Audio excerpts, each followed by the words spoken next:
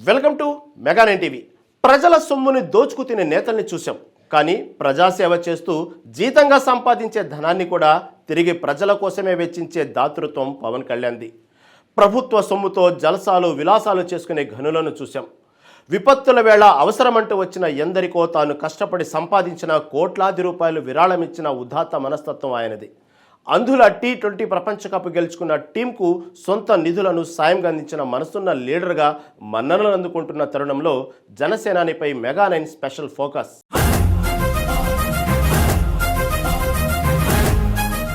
పవన్ కళ్యాణ్ అంటే కేవలం రాజకీయ నాయకుడే కాదు, అది ఒక విశ్వసనీయత. నా జీతం మీ జీవితం కోసం అంటూ పవన్ కళ్యాణ్ ఇచ్చిన మాట ప్రకారం పిఠాపురంలో 46 మంది అనాథ పిల్లలకు అండగా ఒక్కొక్కరికి 5,000 చొప్పున 2,30,000 చొప్పున ఆర్థిక సాయం ప్రతి నెల వారి ఇంటికి పంపిస్తున్నారు పవన్ కళ్యాణ్. ఇంతకంటే ఒక నిస్వార్థ నాయకుడిని వర్తమాన రాజకీయాల్లో చూడలేం. ఇలాంటి విరాళాలు కోకొల్లలు. కష్టపడి సంపాదించిన డబ్బును సామాజిక సేవా కార్యక్రమాలకు వినియోగించడంలో ఆయన ఎప్పుడూ ముందుంటారు.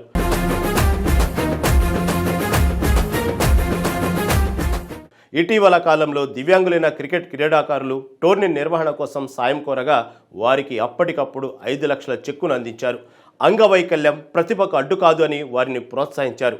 అంతేకాకుండా గుంటూరుకు చెందిన యువ క్రికెటర్ భారత అండర్-19 వైస్ కెప్టెన్ షేక్ రషీదాకు అండగా నిలబడి 2 లక్షల ఆర్థిక సాయం ప్రకటించారు.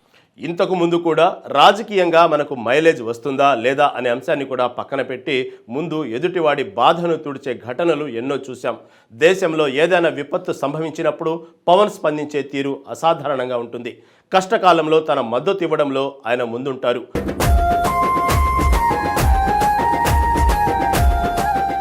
కరోనా కష్టకాలంలో PMNRFకి 1 కోటి మరియు ఏపీ తెలంగాణ ముఖ్యమంత్రి సహాయ నిధులకు చెరో 50 లక్షలు మొత్తం 2 కోట్ల భారీ విరాళం అందించారు.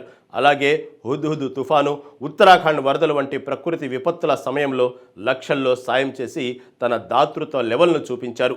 ఇవన్నీ ఒక ఎత్తైతే కార్గిల్ యుద్ధ సమయంలో సైనిక సంరక్షణ కోసం ఆయన 1 లక్ష అందించిన సంఘటన దేశం పట్ల ఆయనకున్న దేశభక్తి మరియు సైన్యం పట్ల ఉన్న గౌరవాన్ని తెలియజేస్తుంది.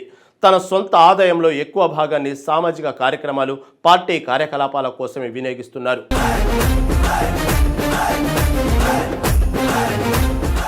రాజకీయాల్లోకి వచ్చాక ఆయన ప్రారంభించిన కౌలు రైతు భరోసా కార్యక్రమం ఒక మోడల్. ఆత్మహత్య చేసుకున్న కౌలు రైతుల కుటుంబాలకు వ్యక్తిగతంగా ఆర్థిక సహాయం అందించారు. ప్రమాదాల్లో మరణించిన జనసేన కార్యకర్తల కుటుంబాలకు ఒక్కొక్కరికి 5 లక్షల చొప్పున భారీ సహాయం అందిస్తున్నారు. అంతేకాదు కుల మత ప్రాంతాలకు అతీతంగా ఆయన చేసిన సాయం లెక్కకు మించి ఉంది.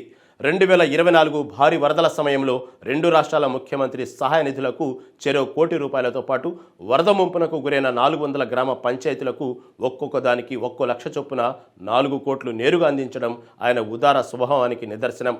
అయోధ్య రామాలయ నిర్మాణానికి 30 లక్షలు, ముస్లిం మైనార్టీల సంక్షేమం కోసం 25 లక్షలు, అలాగే సైనిక సంక్షేమం కోసం 1 కోటి విరాళం ప్రకటించారు.